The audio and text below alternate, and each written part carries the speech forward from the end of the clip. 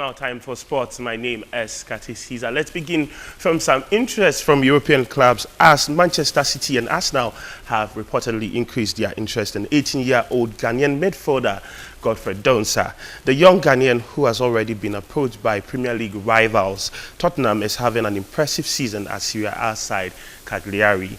Arsenal and City have acted first, though, sending scouts toward the holding midfielder in Cagliari's 2-1 defeat to Inter Milan last night. The midfield enforcer has made inroads into Cagliari's first team this season after a £2 million move in 2012. Cagliari are keen to see him remain with the Sardinian club, where they feel he will grow into a hot prospect. President of Cagliari, Thomas Giulini, said, "It's not just City, even Arsenal were here to see him, but I want to keep him here for another year. It's better for his development to stay here one more season." Cagliari may be offered some respite, though, as reports suggest there may be complications with the Ghanaian youngster obtaining a work permit, which may lessen interest from Premier League sides. Still continuing with some Ghanaian players outside the country, this time with Tariq Jibrin, who started his career at club side Accra Hearts of Oak. He has failed to make the grades during a trial session with Whistler Croco, the sports desk understands. The 24-year-old has been on a hunt for a new club after terminating his contract with Turkish side Bursaspor last month. The former Hearts of Oak whisker trained with the Polish side with a view of securing a deal, but was told he is not good enough after weeks of assessment by manager Franciscus Smuda. Jibrin's career has faded suddenly after he was touted as the next big thing in Ghana football. So that is it with Tariq Jibrin failing to make the grades there.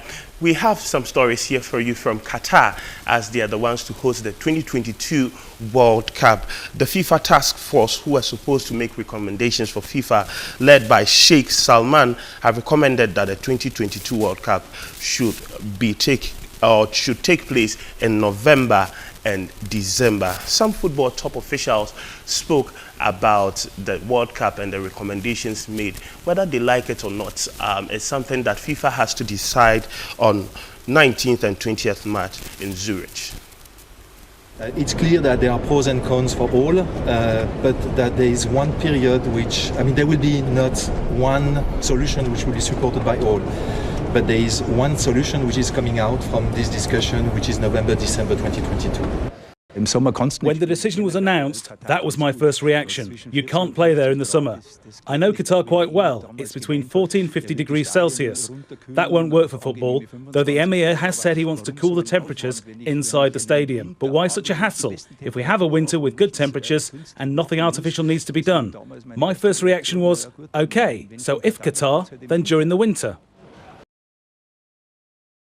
The second day of the Dubai duty-free Masters still went on this evening, as the likes of Roger Federer went through the next round of the competition.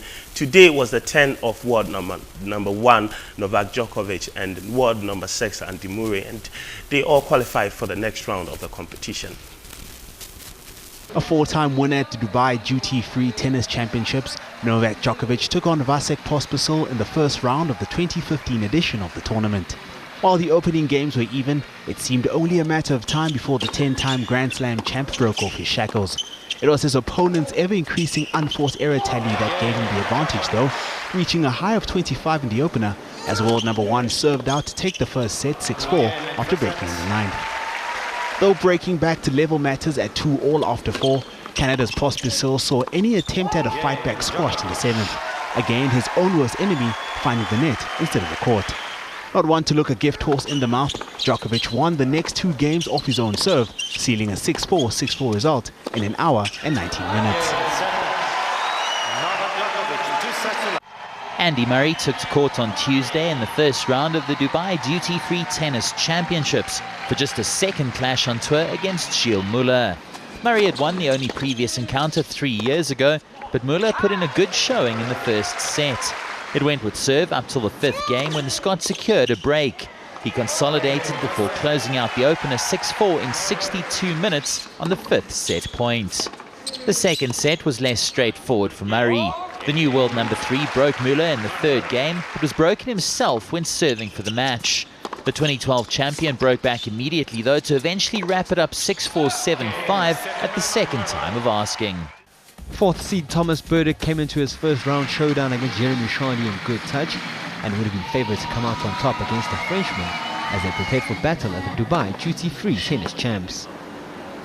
The Czech made their perfect start in the contest, breaking the Chardy serve in the second game after the Frenchman opted to stop mid-point to review a ball he thought was long. But replay showed otherwise, Berdych taking a 2-love lead. The 28-year-old, however, would fight back to get a break of his own before going on to level matters at 2 apiece. Chardy was showing that he is no pushover in the first set, producing some breathtaking ground strokes that had Berdych on the back foot. But the Czech was having none of it and took the contest to a tiebreak before sealing the first set 7-6. The fourth seed continued to show his class in the second, breaking the Chardy serve again to have one foot in the next round. It took the Czech 1 hour and 32 minutes to seal the contest, outplaying the Frenchman on his way to a 7-6, 6-4 win to set up a second round showdown with Simone Bolelli. There were no major upsets on day 2 of the Dubai Duty-Free Tennis Championships, with the likes of Novak Djokovic, Thomas Berdych and Andy Murray all going through unscathed thanks to straight sets results. Well, it's a wrap for the sports segment of the news. My name is Katisiza Niablo, and I do have more news for you.